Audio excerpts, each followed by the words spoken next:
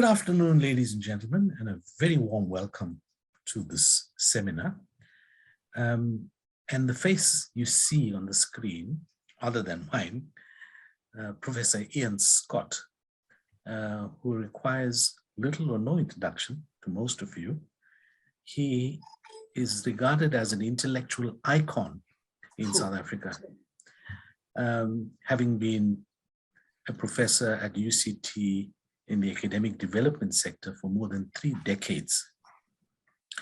And he, in addition to the work in the center, he served on various task teams and has undertaken research for DHET, for the Council on Higher Education, and was author of the CHE's investigation into the policy proposals on undergraduate curriculum reform. You will recall those reports in around 2013. He's also served on DHET's foundation provision reference group since its inception.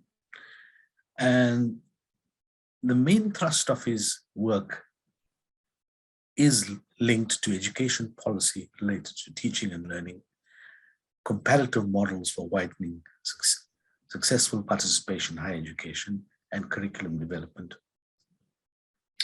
So back in 2012, I edited a book titled Access to Higher Education, Underprepared Students or Underprepared Institutions. The opening chapter of the book was authored by none other than Ian Scott, in which he explored the organic relationship between access, success, and curriculum. This is a powerful chapter in which Ian warns that unless the current persistence of educational inequalities is disrupted, African student attrition will increase disproportionately, defeating the object of widening access. Since access without success is a hollow achievement and wasteful of talent and resources, the focus must be, he said, on widening successful participation, ensuring that equity of access is accompanied by equity of outcomes. And that has become something of a mantra to many of us working in this field. And more than a decade later, Ian remains steadfastly committed to redesigning the South African higher education system for student success. So in this seminar then, Ian will identify the major elements and he will analyze the essential and distinctive contributions to be made by each one, critique the fitness for purpose in the South African context, draw brief conclusions on the nature of the redesign required, and consider how and by whom this key development should be initiated. So this is intended to be an interactive session. So Ian has divided the presentation into 3 parts. After each part, he will pause to allow us to engage in a question and answer and discussion session. Thank you very much once again, colleagues, for your attendance, and I hand you over to Ian. Gosh, thank you so much, Rabi, for that introduction. And I'm so pleased that I'm able to talk to colleagues from UKZN and all of the people related to TLO in one way or another. It's always had a special part in my life, Rabi and colleagues there. And it's really very special. I so enjoyed working on Rabi's book. And thank you for that introduction, Rabi, very much. You know, 10 years, sure, it's quite a time since that time. And I'm often forced to think to myself, well, you know, are things happening actually? What's going on? 10 years, are the issues still the same? And I think part of the whole point of this paper that I wrote, on which this presentation is based, is to try to put some sense of practical reality into things that really we have to argue for have to be done, and they have not moved much. And then how do we go about doing them in hard, grown-up detail of strategy? These things are tough. And it's for that reason that part one of my presentation is really about this. Let me go to it. I'll come back to this in a minute. But it's called the big picture, because in the context in which we are finding ourselves with so difficult to get things moving and to shift old patterns of performance. So we need to have a crisp case. The arguments, Ravi, are the same as they were 10 years ago and probably 10 years before that, although we've crisped them up a little bit. But I think we have to nuance those arguments and start putting them into a more practical framework if we are really going to make progress. So that's why the first section is what it is. But then very importantly, I think, is to try to provide solid examples of what we are talking about when we're talking about redesigning the system. And that means, as you will see, looking at the constituent parts in themselves and in relation to each other. And I want to give some analysis of that. And then right at the end, and depending on how much time we have, to talk about who actually can lead all of this work. And again, analyze that in proper detail. So, sorry, I've got something on my screen here which needs to go away. Can you see all right? Now, I want to just, before I kick off with this one, I must make an apology to all our participants and to my grandmother, because I've got a hat on. The reason for my hat being on is that I had to have quite serious scalp treatment last week because of my youthful times in the sun. And so I'm needing to keep this thing covered up for the sake of public health. My grandmother is part of the apology because she would never, my late grandmother, she would never have allowed me to wear a cap indoors. So apologies, Gran. Please accept.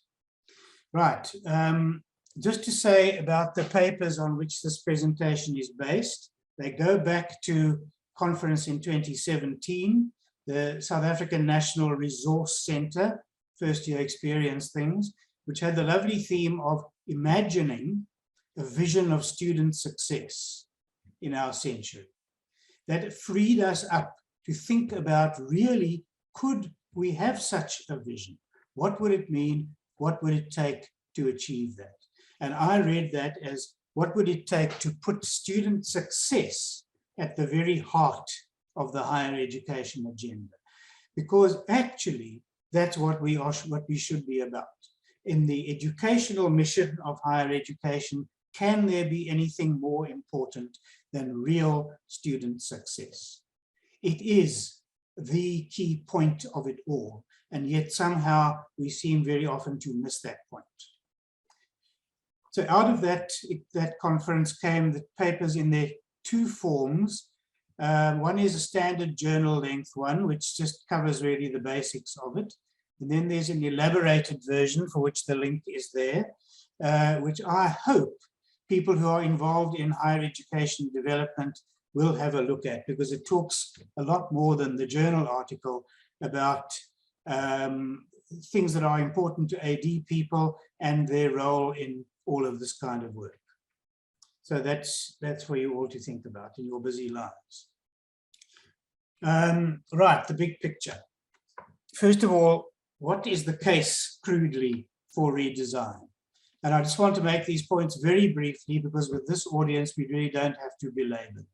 But we just are aware that with all of the activities, our output in higher education is falling very far short of meeting either social needs or the needs of the individuals who should be benefiting from higher education.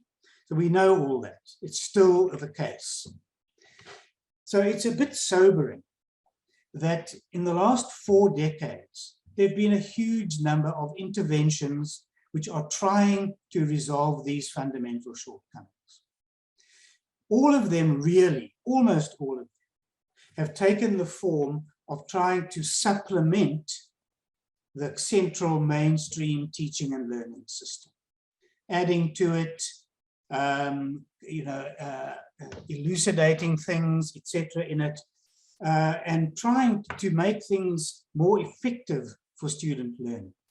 But we have to say, from the state of affairs now, that collectively these interventions have not produced the real improvement that we require. And that's a sad thing. So what on earth is going on? Why not? Why are they not working enough? But I have to look back, step back and look at our system and say that in almost all systems, human systems that I can think of, if we had this ongoing level of dysfunction in the system, people would step back and say, this can't go on. We need to rethink the way we do things. I know manufacturing is a very unfortunate metaphor to use in education. We are not a sausage machine. But actually, the same kind of ideas apply. If we are putting a lot of effort into a particular system and it is not producing the goods, we have to question that system, how it is working.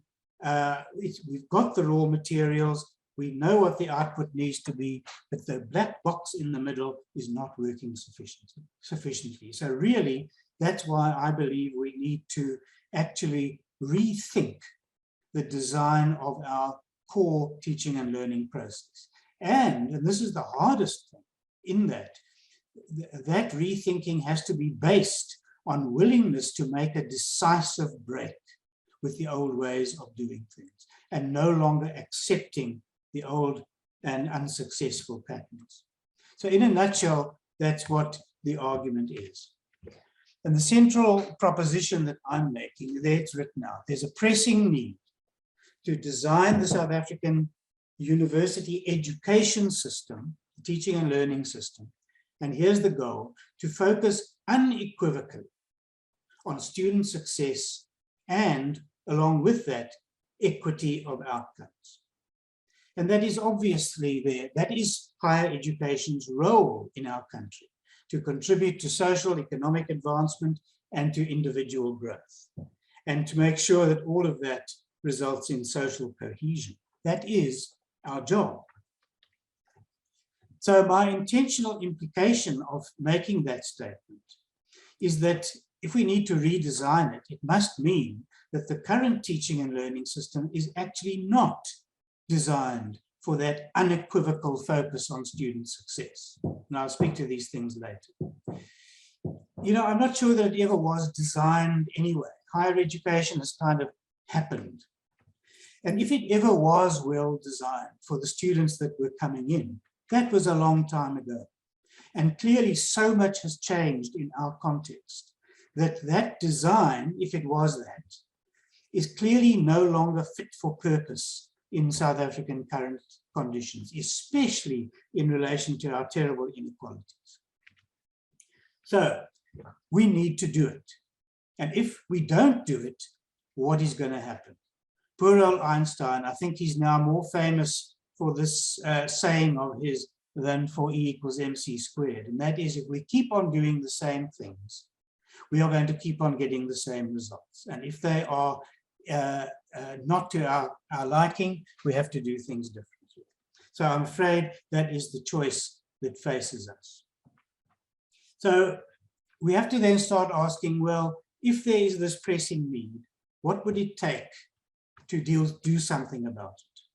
Well, in practical terms, a key thing about redesign of any system really, and not least education, is that everything that goes into that process, all of the major elements of it, must be focused on achieving the central goal, individually and in their interrelationship.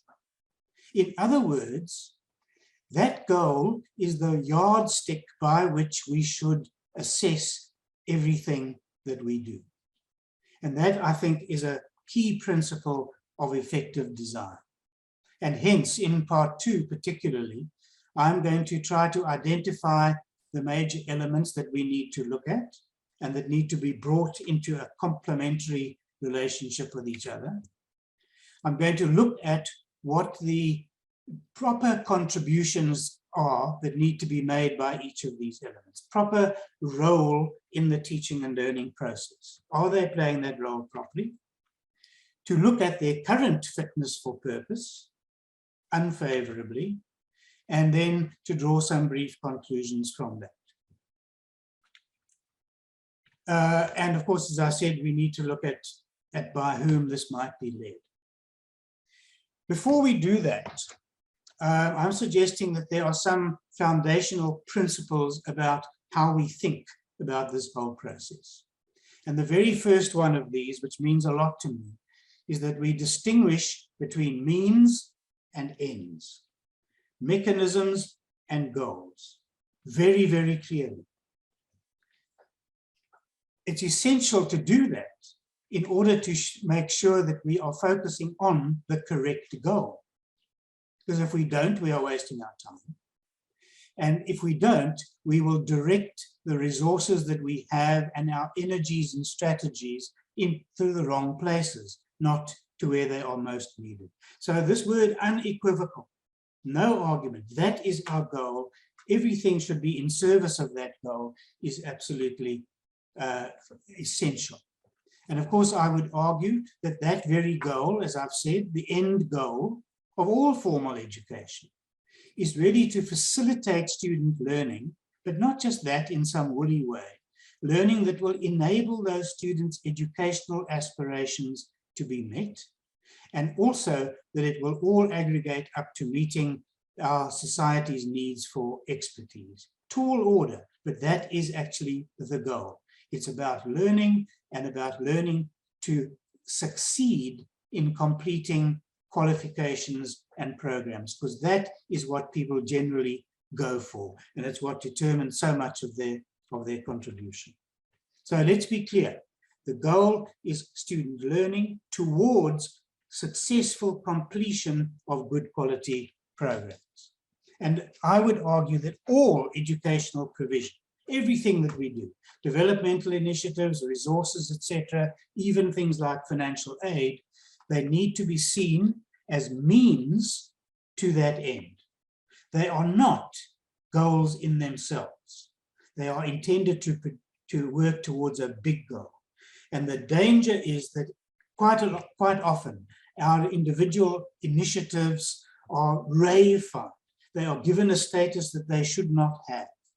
They become ends in themselves. We fight for them without realizing or really taking into account the role they are playing in creating in reaching the real end goal. I mean, AD's history has been strewn with fights over alternative initiatives and approaches, so much of which has been fruitless fighting, because actually we need most of them and we need to put them together in order to meet the end goal. This sounds so simple. It sounds so obvious. Sometimes I think it must be blindingly obvious because we don't seem to see it.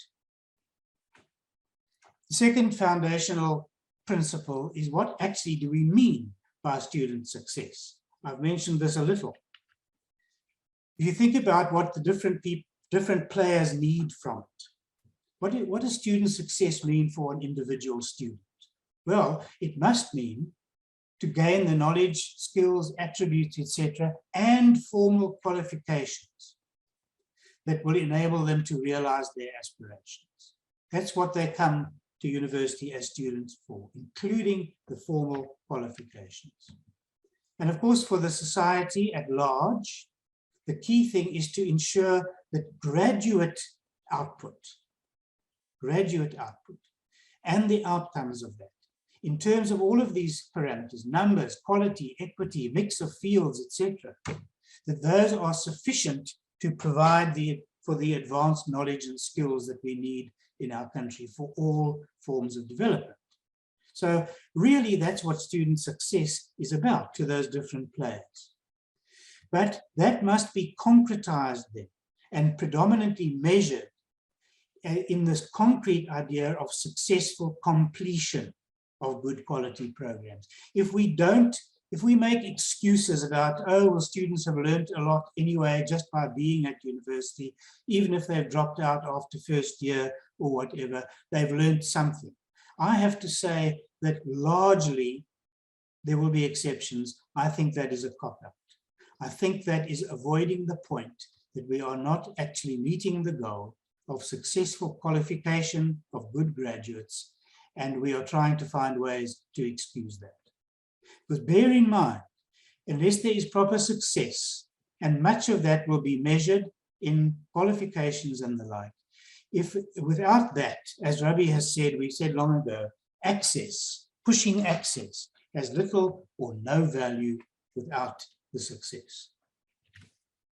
And just to remind you, the CHE did quite a nice definition.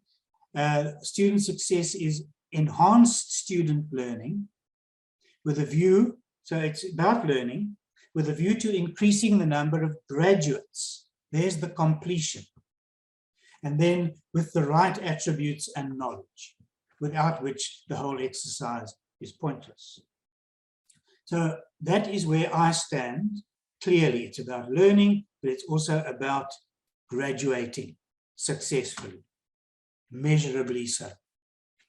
And the third foundational principle is just in our country, do we have to keep on saying this? The overarching importance of equity of outcomes, representativity, and so on, for a whole lot of reasons. And we know that it is not happening. There is no fair distribution of the benefits of higher education, which to me is the essence of transformation in higher education. It's not just about who's in leadership or whatever, but it's about whether the benefits of higher education are being fairly distributed, because in the old days, they never were. Now, transformation must change that. But we've got continuing failure, big failure in equity of outcomes. So, as I've said, that neutralizes improvements that we have made in equity of access.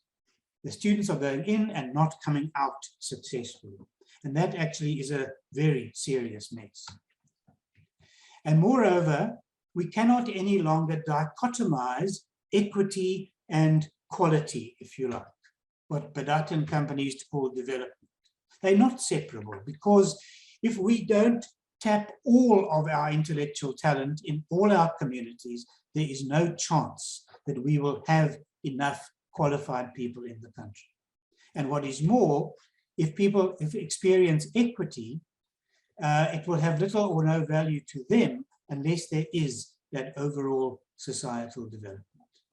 So those two things now, however they may be in tension, more inclusiveness with greater success and quality, that is the crucial arrangement we have to make.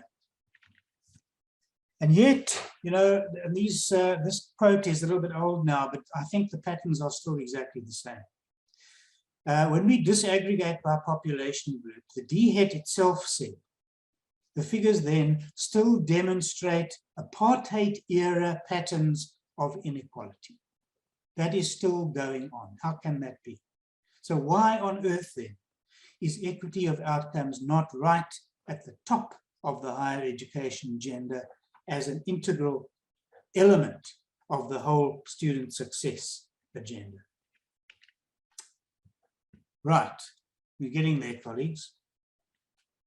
You don't know that I can see you all, and I've got a sleeping indicator here, Louisa, so people should be aware.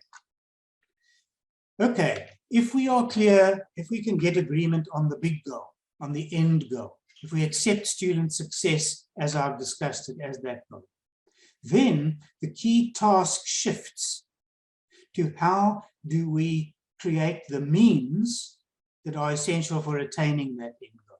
That means identifying them, designing them, and implementing them. So how do you do that in any system design?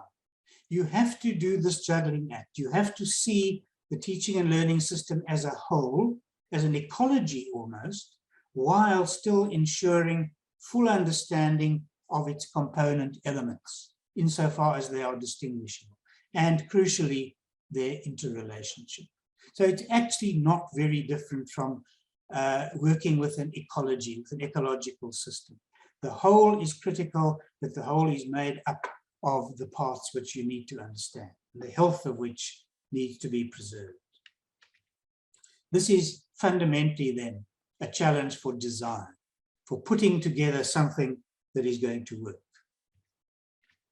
And to do this, I just thought I would say a little bit to you about what I see as the really great importance of what is called design thinking. It's not a new concept, but there's been a lot more effort going into it recently. And there's a lovely paper that's included in my references here by a chap called Goodyear that I would recommend to people as an introduction. So why design? What's such a big deal about it? Well, design has key meanings attached to it. And if you think of all of these in relation to our work, design requires clear purpose, planning, and then bringing multiple elements together into a coherent whole. Employing different ways towards getting the same end. And indeed, it involves creativity. And to me, all of those elements are absolutely essential to, fundamental to educational development. It's really our lives, that. And then design for learning, as it is becoming more known, has a number of special features. And I just want to look at 3 or 4 of them here, just give you a flavor of how important this is for our work. Here's the first one. These are all from Goodyear. Design is probably most powerful when conceived as the intelligent center of the whole teaching and learning life cycle. Conscious, intentional, driving things towards a goal. I think that's wonderful. And critically, the design process can overcome the danger, and this is a nice thing, being submerged in the taken for granted assumptions that are all over the place in universities, endless assumptions that are so entrenched that they are taken for granted. And that comes out of quite often rigid disciplinary traditions and a teaching tradition, a way of approaching things that can make solutions look deceptively self-evident. How many of our colleagues do not have that view? This is the obvious way of doing things. If it doesn't work, that's tough because nothing else can actually be done. And here's a very important one as well. The common design tactic is to reframe the problem as it is presented to us, what we think is the problem, to see whether a more radical approach might actually be better. Do we sometimes really have to prune the tree, change the bathwater to be able to get to a workable solution, even if that seems radical? But if the ordinary conventional ways are not working, what option is there but to look at radical alternatives, no matter how difficult? And then this is extremely important in our complex setup and in universities. Design entailing resolving tensions between competing objectives. Well, there's so many competing objectives in the universities, perhaps not least teaching and research, that will plague us if we do not resolve them. And then I would want to just make this additional comment. I think design thinking, my own view, that design thinking is so important to successful educational development, and generally not just for specialists, but for academics. That really a commitment to coherent design, conscious coherent design, should underpin higher education development. And that in fact, design expertise should be recognized as a key element of broader educational expertise. And if we push it, therefore, it should be a key attribute of academics, all academics, in their role as educators. They are designing all the time. They design courses, design outcomes, etc. But I think that very often that work is not intentional or conscious enough. And then the last overall point, I think it is about, this is a tough job. It's a really tough challenge. And there are many obstacles in the way. And I think that we, in order to make progress in this, we have to confront those obstacles. And we have to create a strategy for change into which design is in which a design is a really crucial element, but will include other elements of getting buy-in, of planning, and of implementation that are very difficult in the real world. That strategy of change is going to be crucial for us. Because it is sobering, colleagues, that the case that I'm trying to make here today, the strategic and social justice motivation for it, has existed for many years. Rabi spoke of 10 years ago. Well, we can go back 30 years easily. So if it has not happened in all that time, if the huge argument in favor of real change like this has not happened for so long time, there must be very serious obstacles in the way. Otherwise, it would have happened. And it's critical then to take full account of these obstacles, or we may risk pursuing naive solutions, hopeful solutions that can't actually deal with the real obstacles in the real world, and then wonder why we are not succeeding. And therefore, analyzing obstacles and ways around them must obviously be central to any redesign and strategy for change. And I have got one more slide here that I want to show you, and that is that I think, we've learned a lot of, sorry, I'm just going to take this phone and smash it against the wall here. It's doing strange things. Go away. Sorry. That AD has learned a lot. AD, educational development, all of us have learned a great deal over really 4 decades. And there are just some key points that relate to, I'm sorry, I'm going to throw this phone out, just a minute.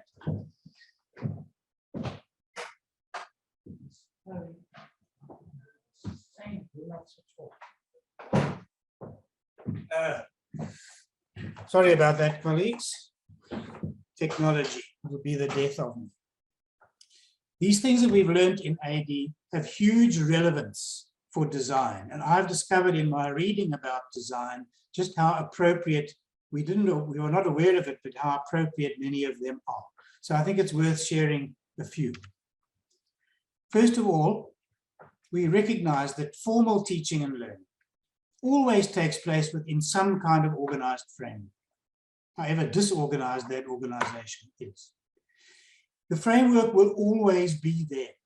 Our job is to try to make sure that that framework enables learning. It enables student development and not constraining it. It must cater to the learning needs of the full range of the student intake. That's what the framework must be able to do. And therefore that framework must build in the realities of what students from diverse backgrounds bring with them into the institution. In other words, we have to acknowledge what is, not what we would like to be the case. And that in turn makes very important the foundation on valid assumptions about the student's prior learning. I will argue that for many of us and our colleagues in teaching positions in the university, the assumptions on which they base their teaching and their curricula are not examined. They don't actually know or have not thought about, other than gaining from experience, what the students are really bringing into that learning experience. if you don't have valid assumptions about the student's prior learning, how can you possibly build a sensible educational structure on top of that?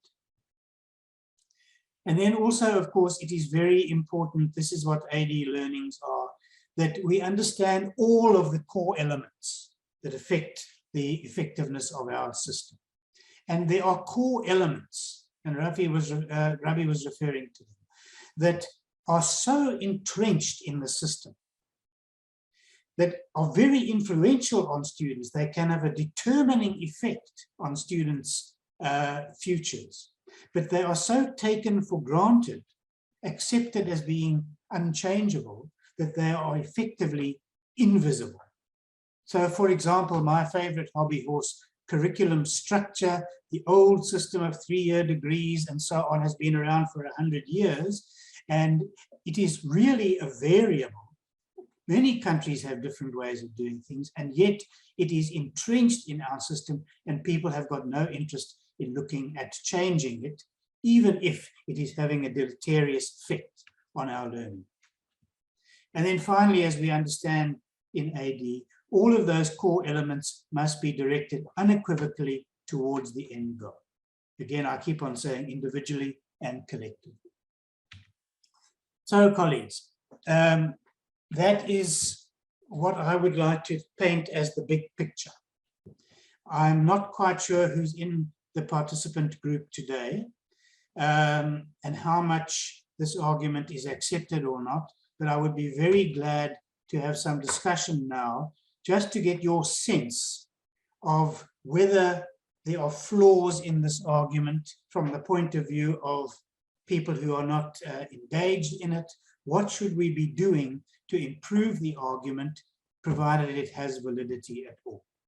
So, Loiso or Rabi, can I put it over to you to give us, shall we say, up until about 1:45 to discuss? Certainly, yeah. And perhaps I should begin with a proclamation from where I sit, that systemic reforms don't work typically because they are reactive, they are episodic, and they are incoherent. And I particularly like the shift that you're advocating to design thinking, which utilizes the principles of systems thinking. And I think maybe that should be our starting point. I open the floor now to you, colleagues, for your thoughts, questions, comments. There was a question in the chat about what is AD language. And perhaps I should have explicated that at the outset. AD is an acronym for academic development, which has been a scholarly enterprise for the past 40 years.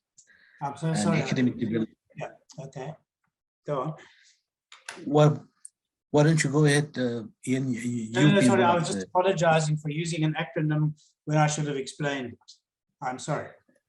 No, that's fine. I think perhaps you should explain what AD is, being one of the founding fathers of the construct.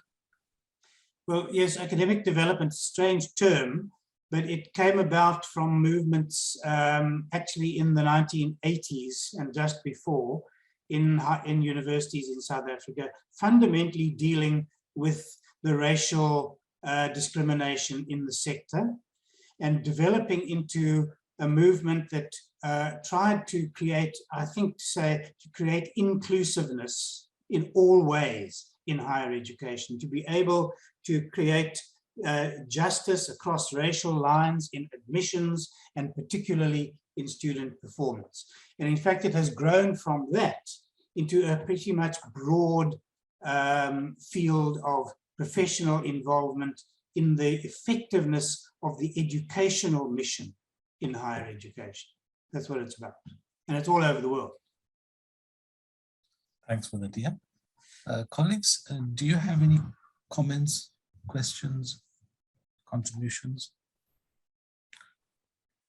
Hi, Prof. I'm not sure if Yes. you're able to unmute the participants, but I'm happy to help you to do that. Thank So you. if Thank you.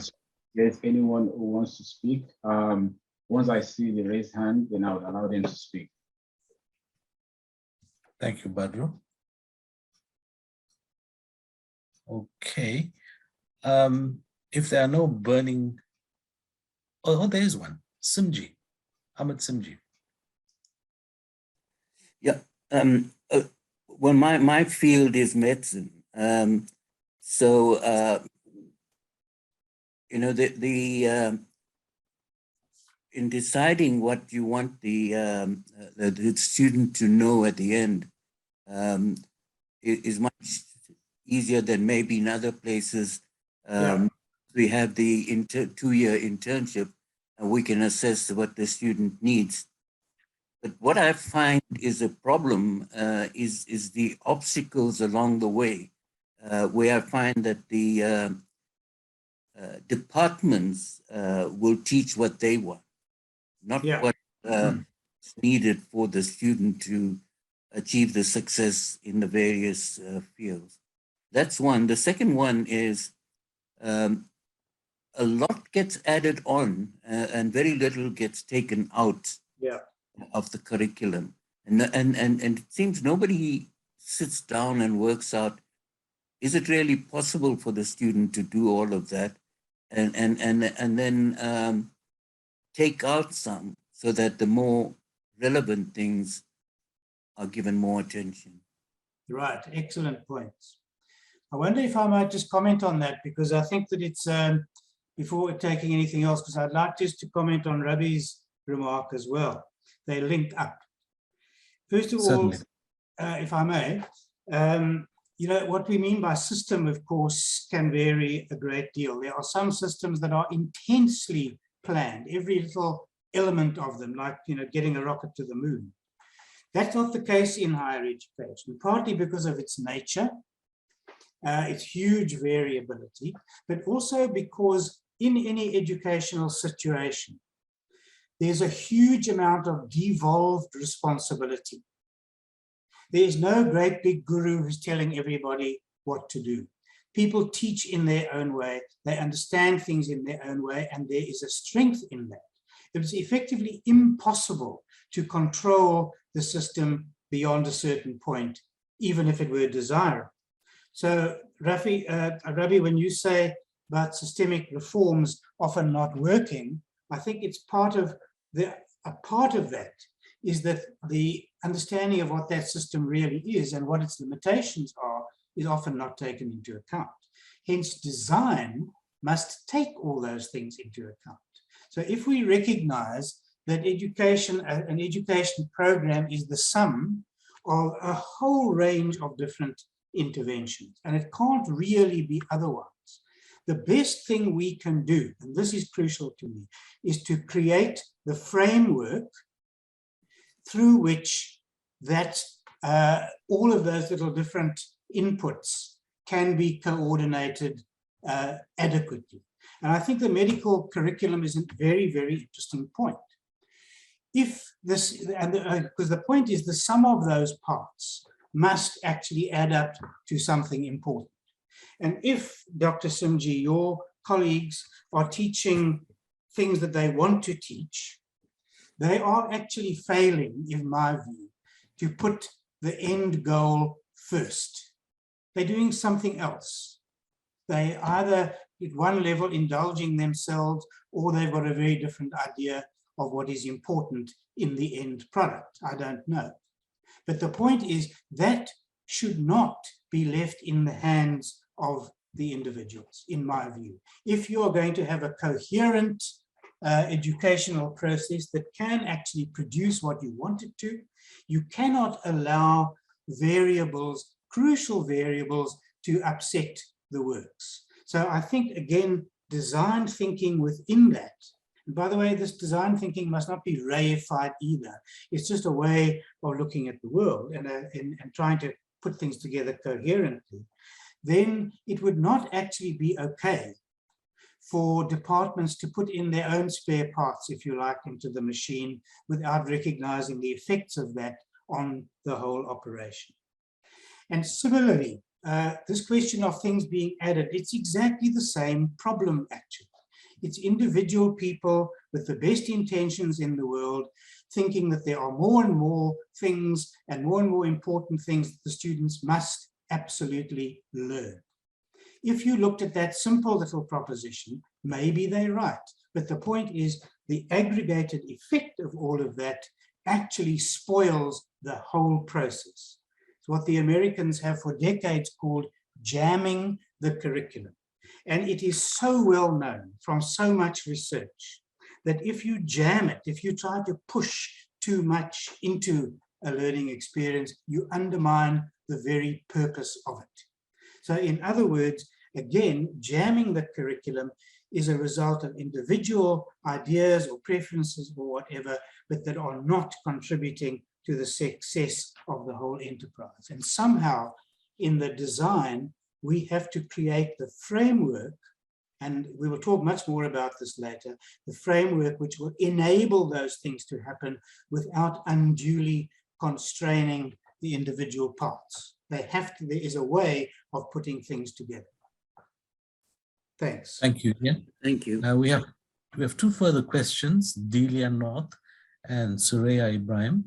Can we take those two questions and you can move on to... I'll try and be less expansive in my responses. Thanks. Delia, you go first. Can I quickly interrupt? Delia North, I haven't seen you for a very long time, but I do think of you quite often in the wonderful work that you were doing, and I've always been regretful that we did not follow up the opportunities to work together. It was probably my fault. Nice to see you again, Delia. Thank you, Ian, and we definitely must connect. Unfortunately, I have another meeting just now. I am the Dean and Head of School now of Mathematics, Statistics and Computer Science. Wow, and maybe that's why you haven't seen me. I'm pretty busy. No, absolutely. Yeah. Ian, I think, you know, as I say, unfortunately, I have to go just now and I would love to speak further to you. But I think what's really lacking is sort of a cohesive plan which takes into account what students into the university with their attributes and what we want at the other end. Because it's not just education for the sake of education. We're in a fast changing world. If I think of what we're teaching, and I'm a statistician, what we're teaching now in my sector compared to what we did 10 years ago, I have to ask myself, the market that these students will go into, because we're not just trying to make new academics, we have to think about employability. And I'm looking at graduate employment data at the moment, and I don't know whether you know, but I've just discovered that 48% of all unemployed have completed matric or a degree. So it's almost, of all unemployed, they have actually been successful. Yeah, it's staggering. So they have been successful in up to grade 12 or at university, and 48% of the unemployed that are on the narrow definition where they looked for a job in the last 2 years. So we're saying it's almost the same, 48 compared to 52%, whether you complete and successful or not. So it means there's something drastically wrong. So people that graduate from university, and I can send you the graphs, people that complete matric, why is it that almost half of them are sitting unemployed? I think personally, it's because we are all experts, we professors, we PhD specialists of an area. So it is very difficult to say the world has changed. Maybe I've got to change my area, wherein you can do research, and there's, as long as you're doing research, money will come into your research account. It almost makes you want to make mini-me's all the time. So you got postdocs helping you write papers, not thinking, not actually critically thinking about the workplace, about the opportunity for employment. So I've been giving this a lot of thought. I do a lot of work in this area.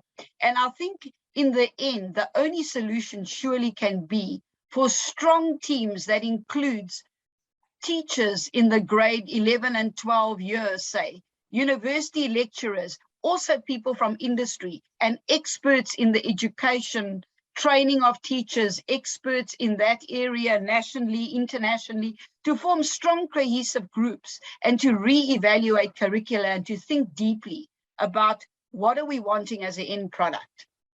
You know, Delia, I just could not more strongly endorse what you've said, but it illustrates so clearly to me that actually we are not, as a nation, taking our educational outcomes seriously. We know how bad they are. You just explaining it. And this huge graduate unemployment, you know, it was 5%. Certainly that was calculated, I think 15 years ago. Now look what it is. But the 5% was disturbing enough. And I think that as, you know, as we have grown the system, so more and more people are not coming out of it well. But the key point, it has to mean there is no connect between the outputs of the education process and the needs of the society, of the economy, let's say. There just isn't, because there are huge skills shortages out there. How can you have skills shortages plus graduate employment and say that? That's my that's always what I talk about. It's crazy. It's crazy. And, if it were real, I often used to think, if we had a Mussolini here that came along to all the university vice chancellors and said, ladies and gentlemen, this is a very bad situation. I'm coming back in 5 years' time. If it has not improved seriously, I'm going to shoot you all. There would be different action. We would have to start taking, doing all the things that you're talking about, however bizarre they may seem to many of our colleagues, but that's actually what it takes. And to go back to your very first comment, I think, about understanding the frameworks and what we are doing. Think about any framework, any system. I say I don't want to use production metaphors more than I have to, but in a sense, there is a great similarity here. If we do not know enough about the raw material, as it were, we are putting into the system, how on earth do we design it? If we do not know clearly enough with sufficient consensus what we are trying to produce at the end of that, that process, what on earth do we think we are going to achieve? And, you know, I think education remains a black box in the middle there. People don't want to open it to see what's inside it and how it can be improved for all kinds of different reasons. And you can hear I'm very cross about it still. But if this is what I'm talking about coherent design and a framework. Framework needs to depend on understanding of what comes in, understanding of what governs the process in between, and critically what, in much more specific terms, that end goal really is. That end goal will be expressed in different ways, in different disciplines, different qualifications, etc. But it must involve good student learning, and it must involve some kind of completion point to be able to get out into the world and help that world and help yourself. Sorry, you sparked me into yet another senior citizens rant. Ian, do you want to take Soraya's yes, please. Then I'm sorry, it's gone beyond, but that's fine. It's very helpful to have this discussion. I think it's important. Please go ahead, Soraya. Unmute yourself, please. Hi there. How are you guys? I love the conversation, and I am in euphoria at the moment because somebody finally brings design thinking back to the core. So just a few points that I'd like to make in terms of academic development. We talk about the box and, you know, thinking outside the box. There really is no box. We have boxed ourselves, especially because especially as academics, it's so focused, like the previous speaker spoke about. Loved what you said. You focus, you specializing. How about unclipping your wings and spreading that wings, spreading the knowledge? We're living in an era of innovative, of creative thinking in digital space, technology. Things have changed. The mindset needs to be changed, number one. And what we have to look is the student experience, which is being customer centric. And if you take design thinking, it gets to the root cause of the problem. The education sphere needs to be disrupted, just like how we disrupt industries, like how Uber came about, and you know, all these lovely new industries. So why not education? And I completely concur that the whole education the way we learn, the way we teach, the way we open up mindsets. It's about a paradigm shift in the way our curriculum and framework is developed. Now, design thinking has the most beautiful ingredient and methodology or process. And the first one is empathy. Understanding your customer, understanding your student, understanding the learning capabilities. I'm sure everyone's old, we're probably above the 40 range, yeah? So we can see the changes that have occurred, but why are we still lagging behind? So yeah, there we go. Well, wonderful things to hear. I'm so encouraged by it. And, you know, I suppose this is a difficult business. And why higher education is as it is, I think, is because there are so many strongly individualistic people with their own, as it were, power base of expertise. As I say, it's, you know, we talk about herding cats. It just doesn't work in higher education. But nevertheless, since this is so important, we have to find a way to deal with that reality. Disguising it, denying that reality is not helping us at all. We have to find a way to bring things together into a sufficiently coherent package to be workable. We're never going to get, as I say, a fully, you know, programmed package. We don't want that.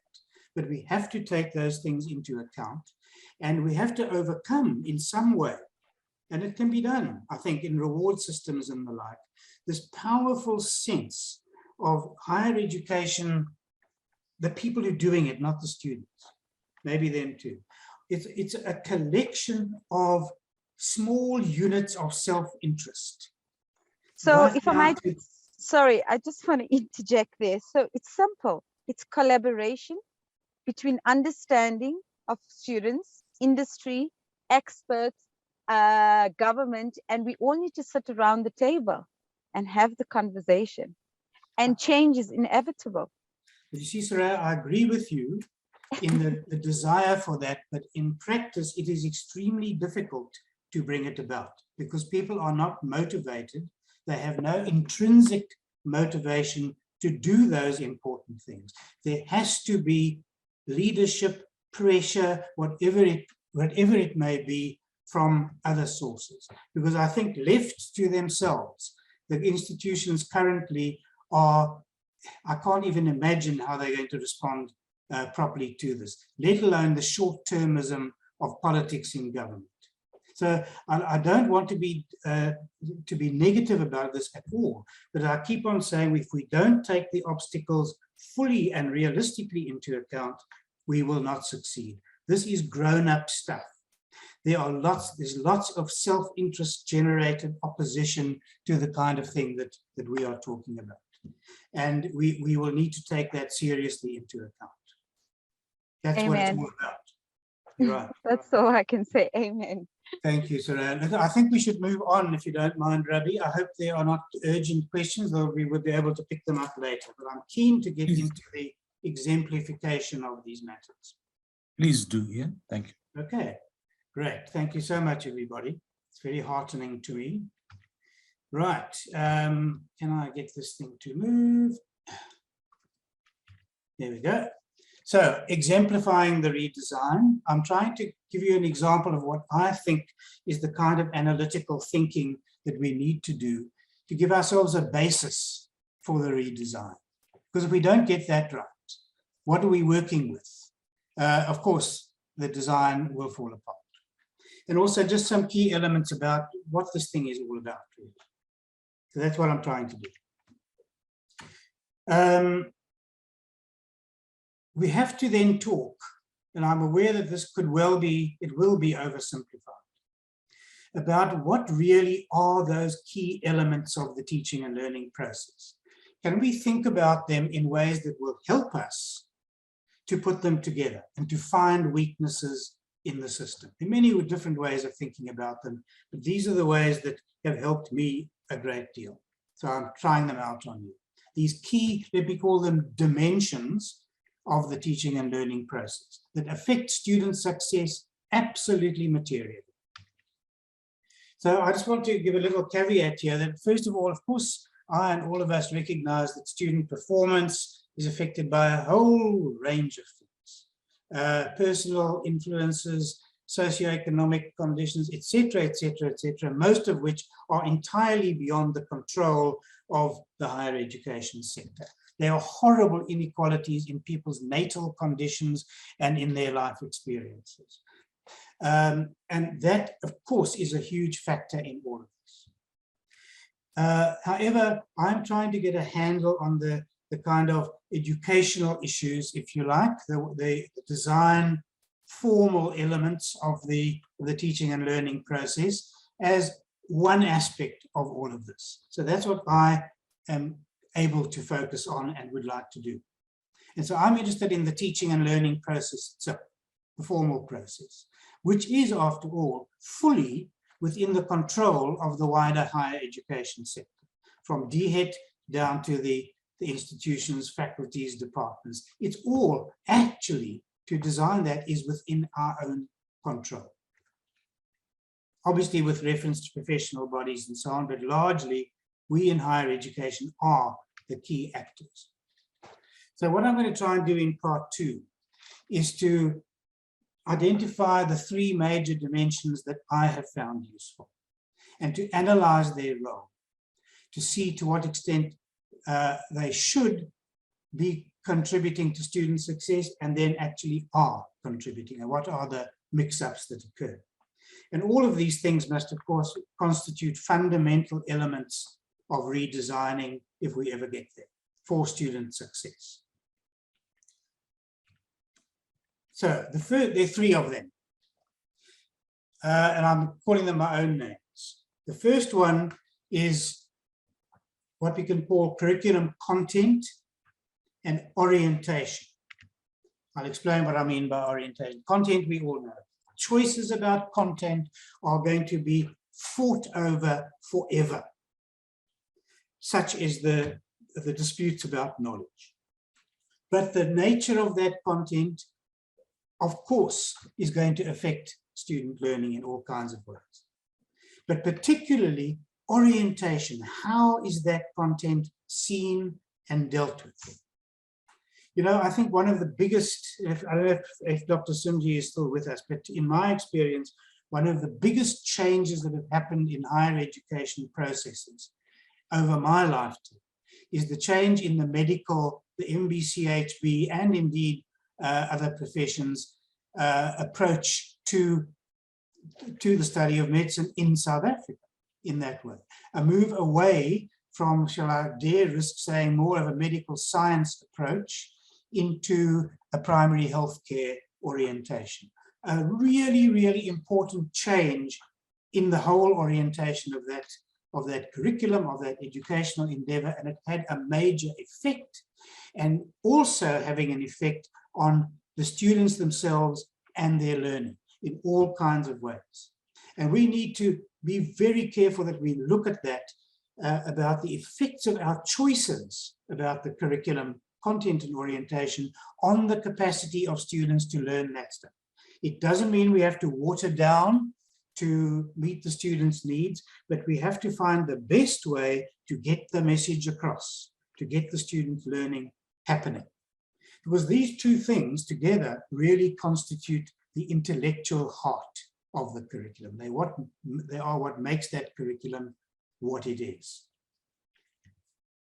And the impact on learning, as I've said, it certainly influences and maybe even determines in some cases which students, which groups of students, which individuals can thrive and which are alienated. Now, just imagine a couple of examples. We think of engineering in the past, which was such a male preserve that female engineering students were thoroughly alienated within it. The whole culture of the thing was alienating. And then we wondered why more females did not get interested in doing engineering. Well, we didn't need to wonder very much further than that.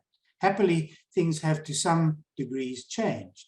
It could equally be so with other social or personal effects, as we've seen in the huge fuss about decolonization, decoloniality, etc., and the effect of what people perceive as colonized curricula on them as learners and them as human beings, absolutely affecting the student learning process. How can you learn in an unfettered way when your mind is jangling because of all kinds of disharmonies in what you are experiencing, beyond the constructive ones, of course.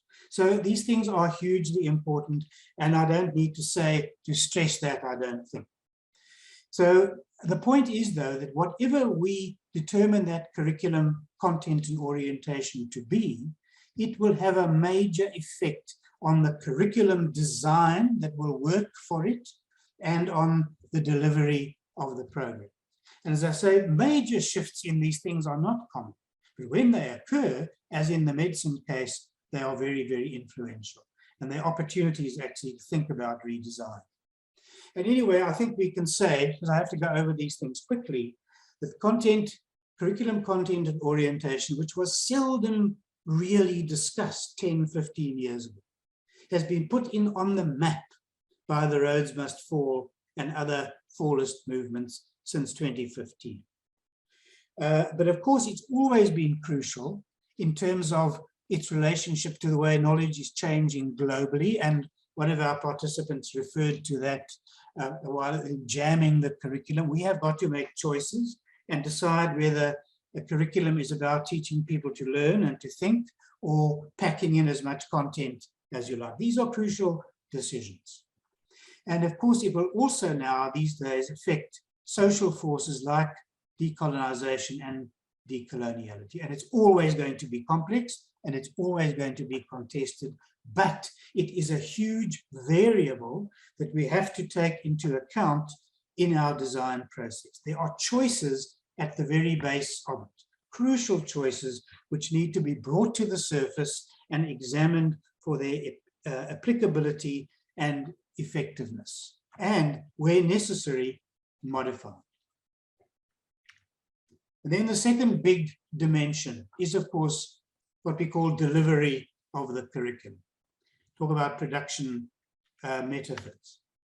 And it's very interesting how complex delivery actually is, because I will call it here all the ways in which a given, that's the word, a given curriculum is communicated and made accessible to the students. And if you look at this little list that comes from a UK document, look at all these things that we do all the time: teaching, learning support, advice, guidance, coaching, mentorship, etc., etc., etc. All of those things, tutoring, skills development, practice, access to all of those things form this complex process of delivery. And I think in our context, we've got to see included in delivery psychosocial support for students and staff, I suppose, and of course, academic staff development. But the key point here is that the curriculum around which all of those things happen is a given. You're dealing with a specific curriculum, it's all written up, etc., and that's what you have to do. All of those activities have to do what they are told in the curriculum. They are not in a position to challenge the very curriculum itself, whether it's in its content or in its structure. So that is what delivery to me is all about. Now, of course, all these things have to be done in the case of all teaching and learning, because that is the key day-to-day work of teaching and learning. That's what it's all about, actually, and what most people are engaged in their universities. So it's important, they have to be there.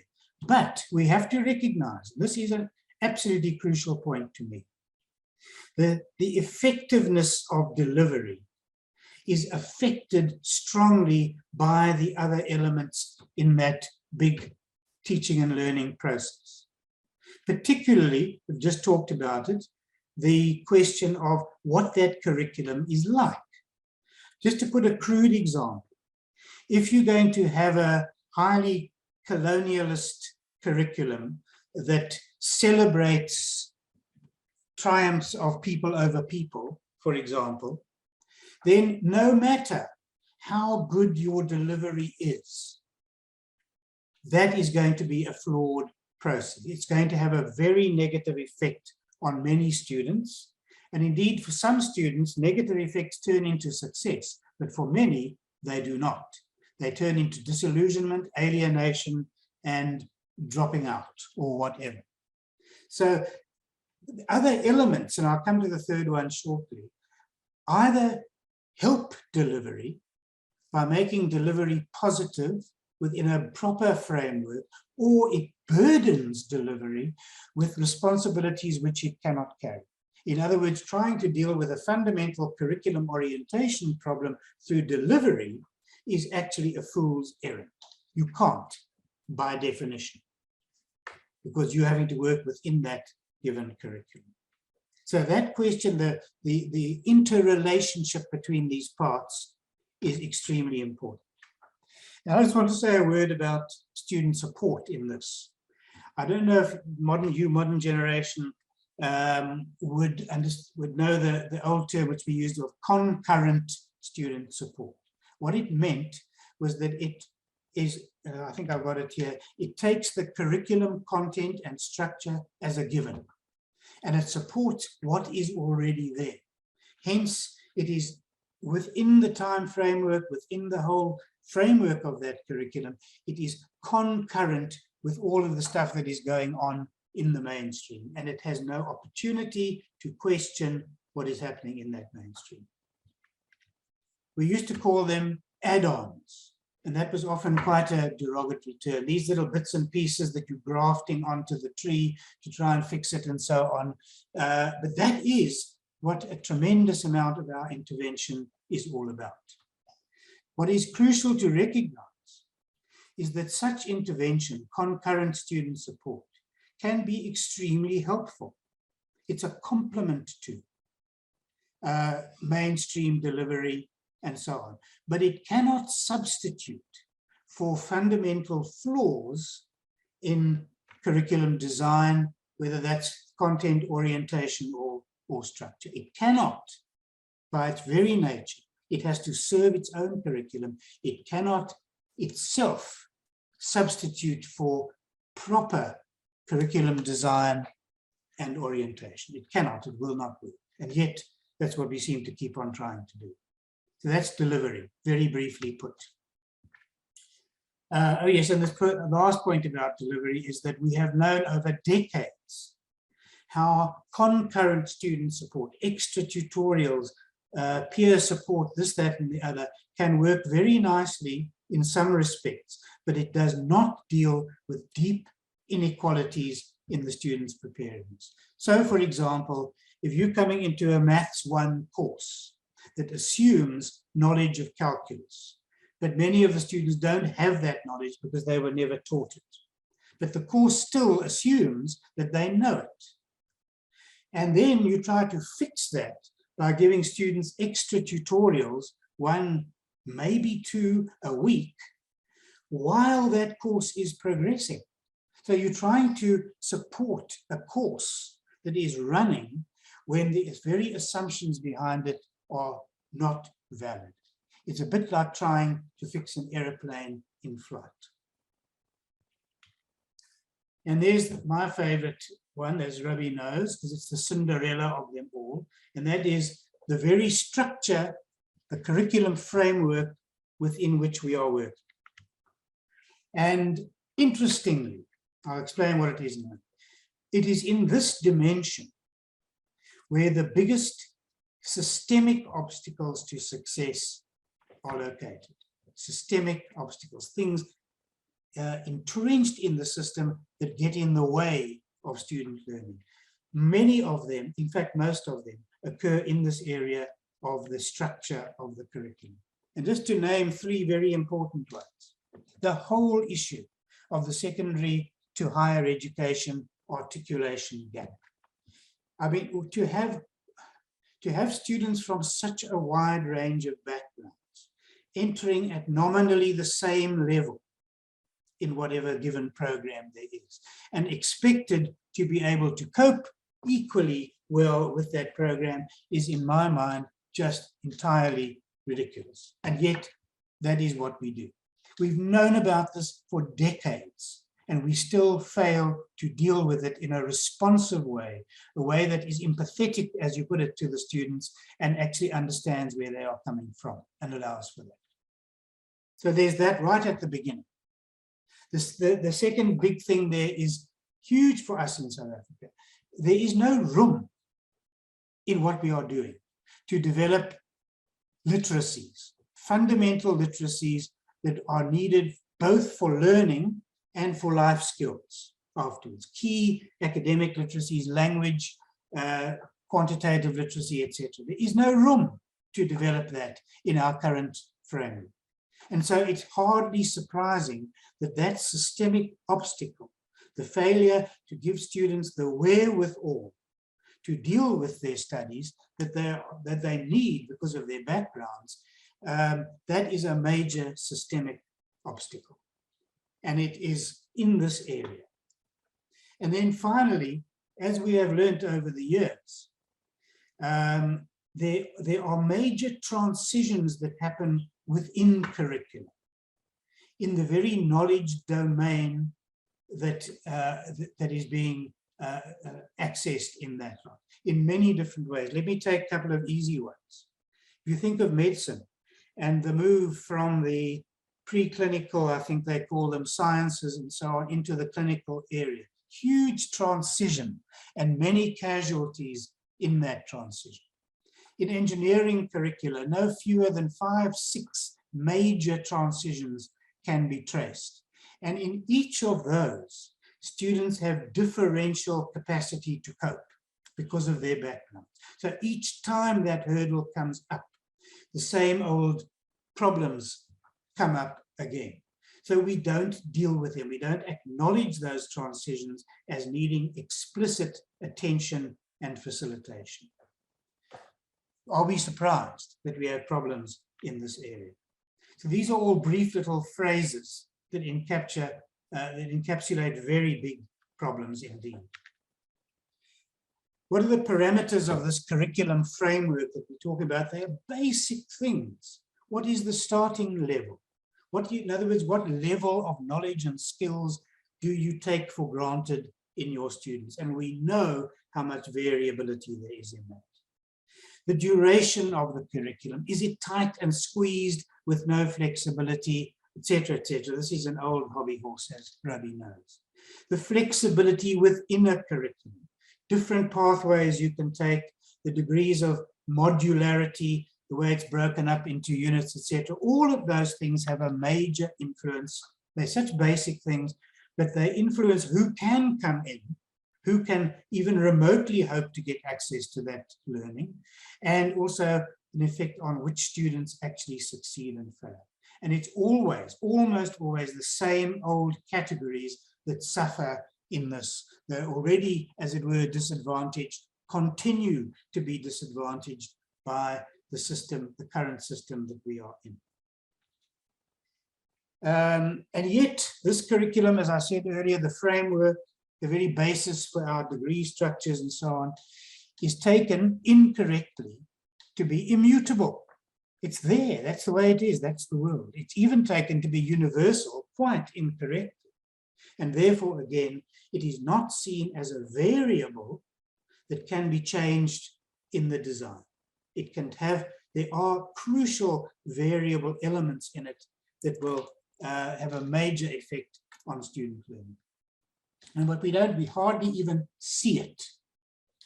And if it had not been for AD work in extended curricula and alternative curricula, we probably still would not be talking about it. So, I want to make these statements about the structural design.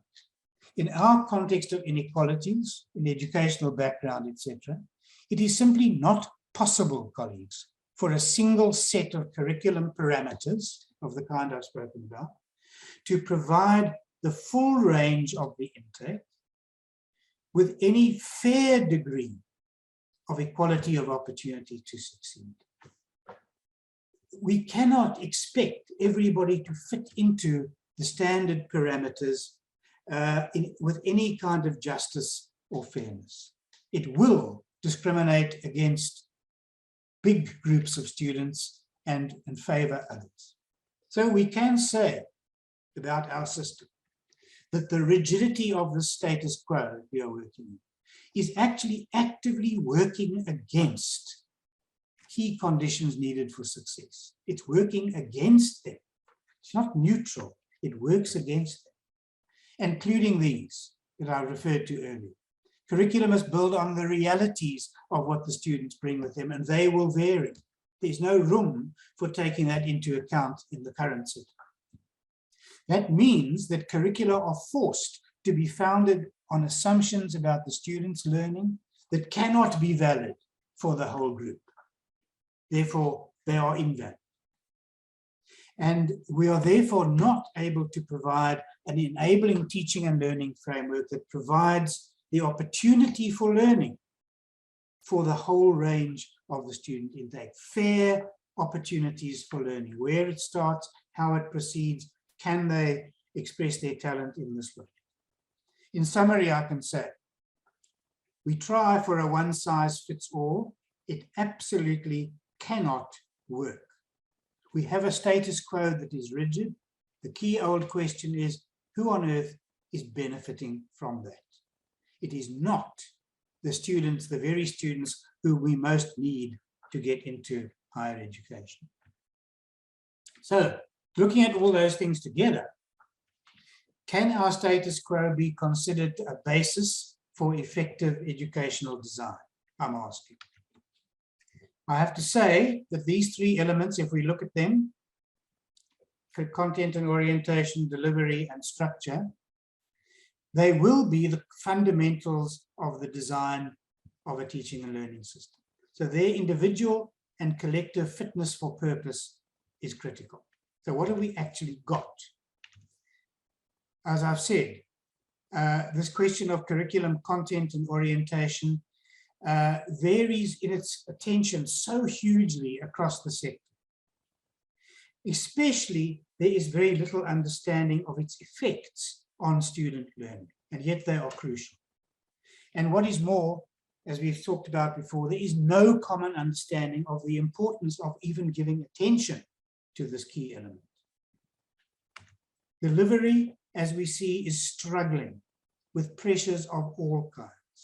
We have insufficient professional expertise, resources, and what is more, in academic staff, we had divided priorities. How important is the teaching compared with other career moves? So, the necessary flexibility in curriculum structure, which I've talked about, is not formally recognized or applied in mainstream teaching and learning at all. Of course, it is in extended curricula and the like, but not in the mainstream. And of course, is that saying that people in the mainstream do not need that kind of flexibility? So we can say then, in summary here, that the status quo of these three dimensions is way away from meeting fundamental conditions for effective systemic design. We've talked about them. Clear identification of all the core elements in the system. They are so variably recognized, even, these pillars of the system. And so, you know, if you're not clear about what they are, or that they need attention, how on earth do you proceed? And secondly, they must all be directed unequivocally towards meeting the end goal of student success. How can that happen when they are in the state that they are in? Huge variability, unevenness, and skewness. So, the status quo does not seem a very promising basis for effective educational design. And I want to just put this question into your head for a minute. Consider now, given all of these important things, what is the DHET as the source of policy? What is it putting its developmental resources into? What kind of interventions, what kind of approaches to improving the system are actually being supported, funded, and therefore steered in that direction? I'll speak a little bit about it later, but in the time that we have left, but I think there are huge problems. in that area. I'd be very interested in your comments on what type of support DHET is offering. Does it cover all three of the key dimensions? Does it cover them, or where is it primarily located? I don't know if there are any ideas now. And then I want to ask of the DHET, I won't be a minute, on the ask of the DHET, those choices that they have made about where they're putting their resources, on what evidence or analysis is that choice put? Sorry, Rabi, I think you wanted to say something. So you're inviting discussion hereafter. Well, I'll tell you what, let's just pause a minute, and then I think we should bring that up in our discussion a little bit later, if you don't mind. Is that okay? Sure, that's perfect. Just bear it in mind for now. Anyway, if we are going to take this whole educational thing seriously, the improvement, we have to analyze what this status quo is doing. Is it constraining or helping the possibility of major improvement? Is it a basis for serious improvement? Well, as you can hear, I'm questioning that. Now, to be a little bit more specific before we get into other discussion, I would like to have a look at the consequences of what I regard as errors being made in this sector for a little bit. And here is a case of what I regard as misdiagnosis, misunderstanding of what the obstacles to student learning are and what the solutions are. And this is the old tussle between concurrent support, remember it's there to support the curriculum as it is, versus the more fundamental aspect of structural design that questions some of the fundamentals of that curriculum in its parameters, in its whole setup. That is really the old struggle. So we've recognized in South Africa for a long time, actually since the 90s, that we need an alternative framework, curriculum framework, which has different parameters, same end, different paths to get there. And what we've put our efforts into is the extended curriculum intervention. I won't try and explain that now, but I think many of you will know what it is. We know that extended curriculum, which we believe creates more facilitative learning opportunities for students who are not out of the completely conventional intake, but it's designed for a minority of the student intake, as if the students with problems in our country constitute a minority. Clearly, they do not. The majority of students require something different. So, however, and I suppose I'm answering my own question, current national policy, DHET policy, is putting its resources into concurrent support. The biggest slice by far, the teaching development grant, for example, is all about concurrent support. It's on a 3-year funding cycle. It is add-on to a very large extent. I'm going to offend some people in this, but I think overall that is its character.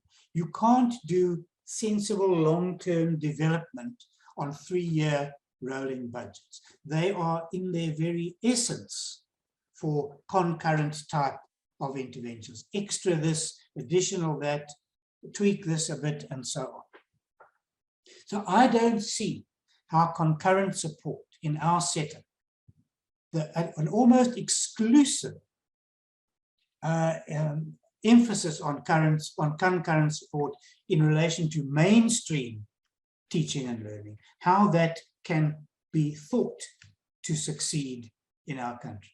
Because decades of experience point to the ineffectiveness of concurrent support as the primary means of addressing these deep structural faults, whether it's in the curriculum, whether it's the articulation gap, whether it's the transitions, whether it's the means of learning. It cannot in itself deal with those deep structural faults unless there is an enabling framework, which isn't there. And that has the effect of perpetuating educational inequalities. Again, the system works against effective student learning for all. So I'm afraid I'm critical of the department here, very, but I would see this, what they've done here, pushing the teaching learning grant as the only way of doing things. And I mean that. This can be seen as a prime example of assuming that intervention in one dimension, in other words, delivery, because concurrent thing works on delivery, that it can overcome major faults in another. How does it? How can it deal with those major structural faults like the articulation gap, etc., when it is simply adding to what's there in the existing curriculum? It's failing to get the point of what the underlying obstacle is. So, by the way, what we could see as an evidently more radical approach, curriculum restructuring, it can be a prime example of what you can do with innovative design. Here's a nice Goodyear quote again: reframing the problem. For example, by seeing the problem as a symptom of some larger problem is a classic design move. So if you are seeing a problem that students have with writing an essay, and you give them some help in writing an essay, but fail to understand the origins of that problem in highly problematic language development and so on, and indeed the odds stacked against you, how on earth do you expect to solve that problem in a satisfactory way? You have to get to the deeper origins of it. Now, a little bit more on the relationships here. I want to make some summary statements. That interventions in one dimension or area of the teaching and learning process, interventions in one area like delivery, cannot compensate for significant shortcomings in another. Now, I want to just note here that it's not just about the focus on delivery by defect, but in my mind, one of the key problems of the fallist movement's view of what was wrong in the system was that almost exclusive attention was given to the colonialness of the curriculum, as if fixing that would fix all the educational problems. That was certainly what people were talking about. How does that work in engineering or maths or even in the social sciences? I don't, that kind of issue there does not help you to learn mathematics. You will have the same problems existing, even if you decolonize the curriculum to a considerable degree, in my view. And the point here is that if we don't address real shortcomings in any particular area, it puts a terrible burden on the other areas. They have to do work that they were not intended to do. Classically in delivery, maybe in other elements of the curriculum. So what we have to say is that we have to develop each of those dimensions in its own right and in the collective sense. If we neglect any of them, we have trouble. Now, we talk about whether it's holistic or not. These different dimensions each have their own purposes. So they are distinguishable as phenomena. But they are all needed, and essentially they are complementary. None of them can do without the others. Here's an interesting quote from Jisk again. Curriculum delivery, in the sense I've used it, is part of a dynamic interrelationship with curriculum design. Of course, one is implementing the other, and the kind of delivery that you need has to be built into the design.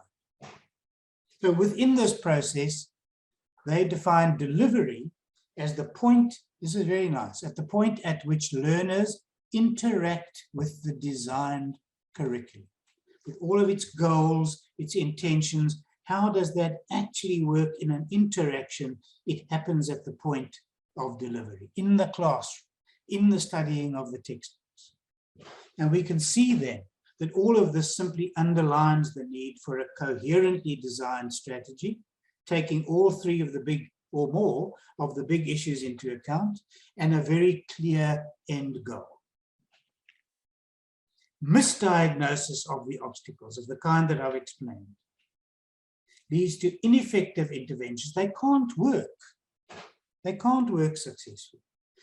Unproductive utilization of resources, and of course, continuing poor outcomes. Because what we are really doing in those cases is treating the symptoms, not the underlying cause. Hence, trying to teach a student to write an essay by talking about introductions and middle points and ends, etc., when there are fundamental difficulties in the academic literacy attached to that exercise, is not going to be effective. So we really need to understand what the underlying problems and issues are that we are trying to fix. Right. I'm just making a very brief note of this. This business about organizing the three things together. We have to make sure that the right people take responsibility for development in these different dimensions. So just a quick note here. Only the state can actually deal broadly with the parameters of policy structure, because it's the funding system, it's the qualification system, and so on. Only the state can really bring about key changes and provide an enabling framework in that way. So if it's in that area, have to be directed towards changing the state's mind about how to do things. And I still carry the bruises from much of that. But on the other hand, only the institution, right down to its constituent parts, can actually implement teaching and learning processes in creative ways that are suited to its own environment. There are major different things. So if we are trying to work on delivery, obviously we're working at the institutional level. But if we try to bring about structural reform from the institutional level, we will not succeed. And then, of course, if people don't take the responsibility that they should have, you get these ineffective interventions and overall failure to meet the goals. So therefore, and we have to think about this in our own educational development work, it's essential that advocacy work, research that is designed for policy, research that is designed for intervention, that research is directed to the right levels and educational bodies. So you might have written the most beautiful and wonderful article on policy change in education. If the decision makers about policy never get to read it, and never get to hear about it, it is largely lost. And unfortunately, that happens a great deal in our area. We have got to try, however difficult it is, to direct that work to the right levels of the decision making. That has big implications for what we do. And it's again, talk about tensions and contrasts. When we are dominated by a world in a publish or perish world, what becomes important is simply to publish that article on brilliant ideas on curriculum reform. And it doesn't matter whether it ever reaches the kind of audience that it's supposed to, where it can have some effect. It doesn't matter in the kudos, in the funding, etc. And that, in my mind, is missing the point. But that is what academia is so much about. So again, crystal clear need for the central goal, broad strategy, and proper understanding of the component parts. But who on earth would undertake such a task? And if we have time, we'll have some comments on that in part 3, even if they are closing comments. Can I leave it at that, Rabi, for discussion now before we do part 3? Ian, can I propose, well, is there any value in continuing into part 3? Okay. Since we have 20 minutes left, and then we'll take discussion if there's any time left. That's absolutely fine, because I will whiz through part 3. It's very much about the practicalities, the conundrums and so on, and how to get something of this kind done. Now, you appreciate it's a big agenda, but I thought you can't duck it. This is the case. If we're going to need serious improvement in this, we have to gear ourselves up to do it properly. So it means we have to be very grown up in thinking. I keep on saying that, but it requires sophisticated thinking. It's a very hostile world in many respects. And if you think I'm paranoid, it's because I've been in AD work for 40 years now. So part 3 is asking, who will drive all of this? Right from setting the agenda through to implementing it. I know it's a very tall order, but we have to be realistic about who might be agreeable to taking up such a role. You'd think there'd be many players. And then the big question is, what if we don't do it? So the real question is, what will it take then to make student success the classic end goal of higher education, to be accepted as such? Well, we'd have to, first of all, get that goal accepted. And then we really have to get sufficient consensus on a way of doing it. I won't go into all of this. What has to be done? Who does it? What are the obstacles? Who will drive the whole thing? And what strategies do we need? This is a big agenda. And then who are the players? Okay, I'm not going to go in detail, but we've got 2 big players. The state, which was the DHET and all its supporting national bodies, some statutory, some not. Its job is to provide us with an enabling set of policies, clear goals, not very prescriptive. It's got to provide funding to achieve the quality, but also, crucially, funding that is directed at rewarding what we want the system to achieve. It is not happening at the moment. And the system needs to be steered towards that core goal by all relevant means. Funding, whatever it may be, but a clear end goal. And if that doesn't happen, it's very hard to see how anything works. And then we've got the institutions themselves. Their role, if you like, is to give proper prioritization to this, to acknowledge this agenda as being absolutely crucial to the country and to the institutions, not only our research agenda. And I speak as a UCT person who's been through that. We have to reflect this priority, if we believe in it, in all of our operations, particularly in staff, in reward systems, in recruitment, in development, recognizing the importance of educational expertise. And then, most importantly, perhaps, institutions have to accept reasonable accountability for the actual outcomes of their educational role. And that sounds crazy, but mainly institutions don't. They say that the outcomes are beyond their control. And so the reward system in the country gives huge advantage to enrollment as opposed to success. I know it's a complicated story, but the system is very deeply skewed. What are the at different levels in the, I would say just 2 things again about this, so very briefly. What is in some ways, one of the biggest obstacles in the institutions themselves? And that is what is now called lack of parity of esteem for the main functions of higher education, especially the good old battle between the research and educational missions. A nice quote from the late Brenda Leibovitz. In universities of all kinds and orientations, the dominant perception is that research is valued and rewarded more highly than teaching.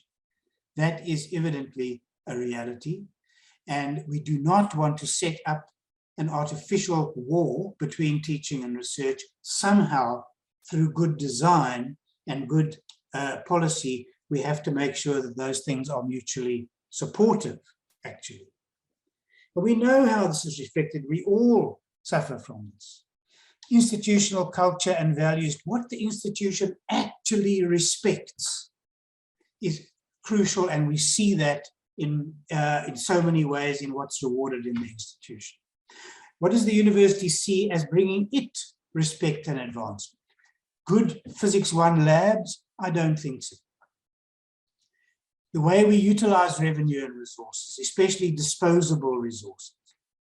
The way we recruit staff. On what basis do we recruit them? On the basis of a narrow version of scholarship, or the broad kind of approach that we need in the country, or through specialization? Rankings. They observe the rules set by others, not about what is important to us in our country, and yet they are reified. And also, in the end, we comfort ourselves about where responsibility for student success lies, and mostly the argument is it's not our responsibility. It's in the students, it's in the schools, or whatever, you know all that. So basically, I'm afraid we have to say, the odds are not in favor of the prioritization of student success in any easy way in our setting. And then if we look at the state, DHET, as in recent years, has started to make much more emphasis on student success, and up to a point equity. Lots of policy documents and intentions of interventions. But there are big obstacles here. For example, in practice, the system remains, as I've just said, strongly geared to enrollment rather than increasing success. The institution is rewarded for enrollment more than it is for success. In other words, for inputs rather than outputs. And you'll see that in lots of plans. And that actually systemic level interventions to create that enabling framework that are geared to student success are very limited and almost non-existent, I can say, in terms of equity-related interventions. And there's very little funding for it. In summary, I see at present, unfortunately, no indication of a vision of the system that is designed to break decisively with the past, with all its unfortunate outcomes. The performance patterns, it's not a serious alternative vision. And this is crucial because these systemic conditions influence the university's behaviors, actual behaviors, much more powerfully than statements in policy. Institutions do what they perceive to bring them rewards, by and large. And that is, they are two quite different things. So in fact, the present system favors the status quo. Isn't that a shocking thing, if it's true, after all these years? And as I say, it's not neutral. It's an impediment to placing student success and our equity at the heart of the agenda. Now, we don't really have time to do about leadership, but I just want to say this. I have gone through, and I could, please, people are welcome to read the slides or the paper, especially the elaborated version which deals with this. If we go through all of the big players, the institutions themselves, student bodies, to examine them as potential agents for this big change, what do we see? Even USAC, the state itself. We don't see strong signs of any energy there to get involved in a major redesign reform process of the kind that's needed. So who does that leave us with, actually? It leaves us with ourselves, the higher education development community, I'm calling it, which will be anyone who's involved and interested in these areas. And I am still hoping that we as a community will be able to become sufficiently unified to mobilize properly around the student success goal in all the ways that we can. Advocacy, intellectual leadership, and in fact, building capacity in the institutions that need it. So I think there are, I won't go into this, but I think there are really important opportunities for people involved in higher education development. I won't go into all the possible ways here of working, but the very last one is important to me. And I think it is that it is very important for people in our area of work to be able to work with government bodies, parastatals, etc., in a very close way. I'm worrying that that is not happening. And if it doesn't happen, we will cease to have influence, any chance of influence in those areas, and our agenda will not be taken forward. It's hard work, colleagues. It is not easily CV building work. It's not about publishing that article in teaching and leaving it at that. It is about making sure that the ideas behind that article go into the decision-making bodies, and the only way to do that is through regular contact with them, being helpful to them, sitting on committees, keeping the argument alive. So there are big implications, I think, in how we do our work, which I won't go into now.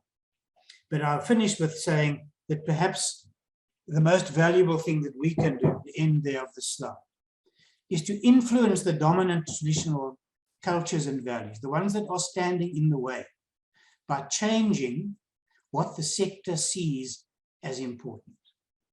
It's very big work. And the last question is, it's a big challenge, but what if we don't take it on? And here is my answer. You tell me. And here's another question. What will we be saying about all of this in another decade's time? I'm hoping colleagues to be in the Bahamas by then, whatever that may mean. But I will find a way to send a message to all of you on this list in a decade's time, saying, where are we at now? Thank you very much for listening. Thank you very much, Ian. Yep. I thought you'd send a message. I thought when you said you would send a message from the Bahamas, the message would be I told you so. Thank you. I will desist from that, Ravi, because I'll be sending it to myself. Okay, colleagues, we have sorry, it's such a short time. Yeah, 8 minutes left. Ahmed, I'm going to pass over you in favor of somebody who hasn't contributed to this discussion. Colleagues, please, if I could ask you to be brief, ask your question or make your comment concisely, and we'll take groups of questions if possible. Thank you, colleagues. Prof, there are yes, questions in the Q&A chat and then also in the chat. Okay, so the Q&A one is a comment. If we have time, we'll take it later. I agree. Are there any other questions, comments? If they're not, then I'm going to give Ahmed the second opportunity. Ahmed, please go ahead. Fine. I think you can hear me now. Yeah. Okay. Okay, yeah. I just, I've got a lot of questions, but I'm going to confine it to two quick ones. One is, you mentioned UNIV South Africa just towards the end, but surely that body should be playing a greater role. In fact, I'm not even sure what their role is other than encouraging research. But I don't, I think the government's looking to us to advise it what to do. And then regards rewarding, unfortunately, universities can deceive in terms of this. You can get more people going through than should. In other words, they are actually not prepared for the work that they are supposed to be prepared for. And therefore the numbers are high, but the abilities are low. Thank you. Thank you. I've noted them. Colleagues, are there further comments, questions, contributions, suggestions?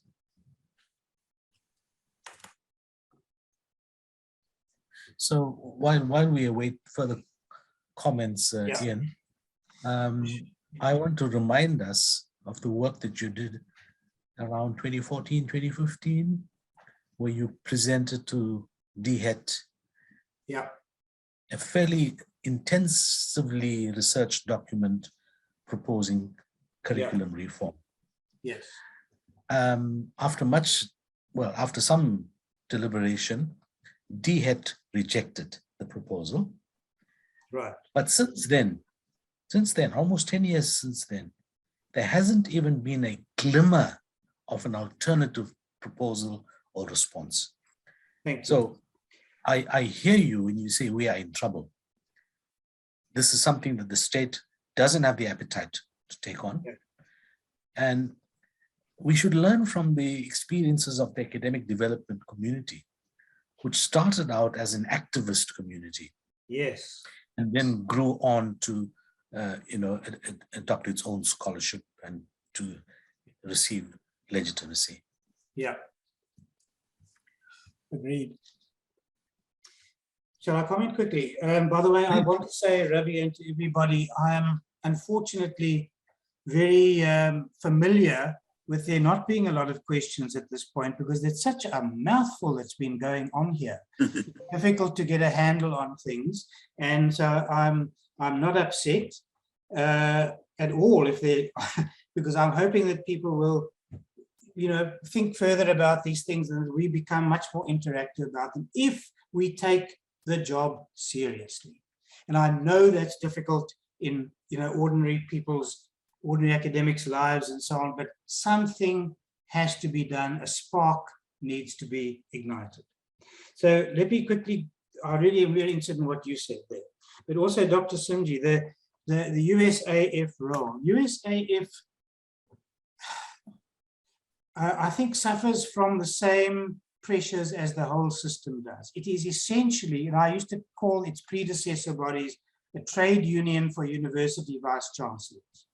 It's really a meeting of leadership there.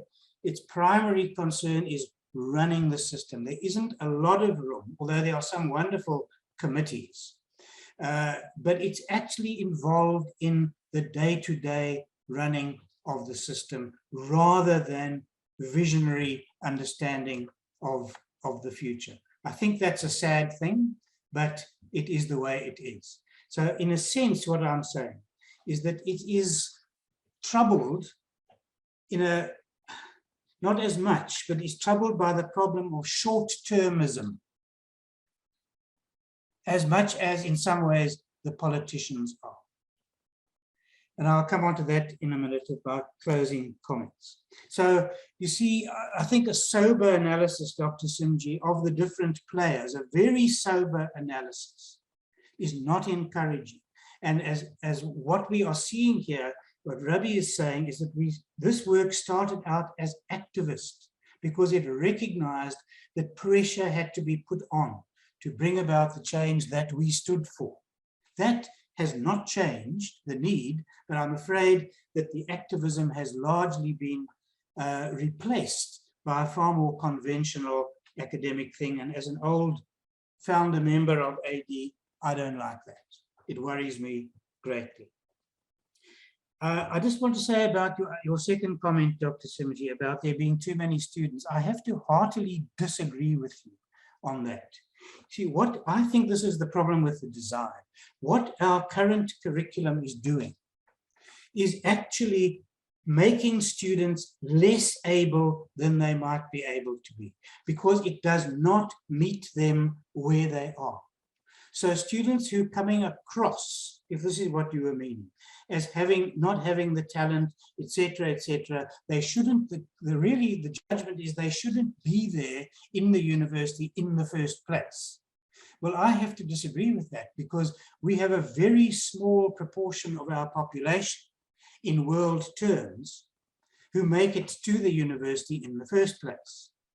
And since the psychologists tell us that what it takes to succeed in higher education, I don't call it intelligence, I call it educability, that is randomly distributed across populations.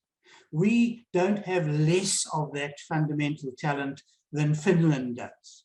And yet Finland gets 90% of its students into higher education, whereas we are well under a quarter of that, if I'm not mistaken. So I think the problem here does not lie with the absence of talent in the students. It's the absence of talent that is revealed within the system that we operate.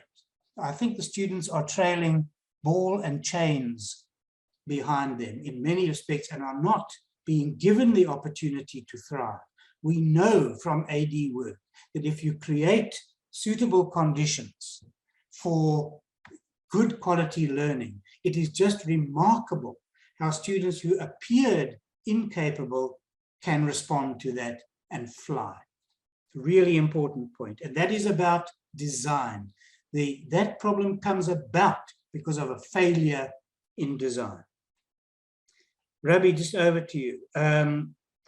You know, that experience for me of the state's response to the flexible curriculum proposal was extremely disillusioning. Huge amount of work was put into it. It's not just me, by the way. I just did most of the slog, but it was an excellent task team. I was the research and writing leader in the thing, but there was major inputs from other people. Thoughtful, and Jabula and Jabeli chairing that was marvelous. Thoughtful stuff. And it was rejected in a 1.5-page letter from the minister to the CHE. And essentially that letter said, thank you for all your hard work. There's some very interesting points here, but we do not accept that a solution as radical as this is required at all. It said in almost as many words, we are satisfied that what we are already doing, what we already have in place, the interventions, the money that we are putting in, etc., we are satisfied that they are sufficient. It's there in black and white, and that is from nearly a decade ago. What, colleagues, has changed? Could that statement possibly be considered to be valid? So we are up against it here. And I can't tell you publicly some of the things I discovered about the basis for those decisions, but it was not a happy story. And let me just say this, it was not in the interests of the students. So it's very hard, but people need to know this is tough work. So if we are going to get more than a glimmer, and I hope we can at least get a glimmer of an alternative way of proceeding, we have to return to an activist frame of mind. And I think that if we played things properly, the students could become difficult allies, but really crucial allies, because actually it is their futures that are at stake. So I still, at this ripe old age, live in hope that we will, as a community, take the opportunities that we have and actually take the fight to where it needs to be. It's late. Thank you very much for listening to me so long and so patiently. And thank you, Ian. You will notice that there are still more than 30 people in this chat, even though thank you. Time. Yeah. So yeah, we could go on for another 2 hours. Hopefully this is the beginning of that conversation, and we look forward to engaging with you in the future. Thank you very much, Ravi. I appreciate it, and good luck to you all in a very tough environment these days. Thank you, Ian. Thank you. Thank you, ladies and gentlemen. Viva UTLO. Thank you, Ian. Okay.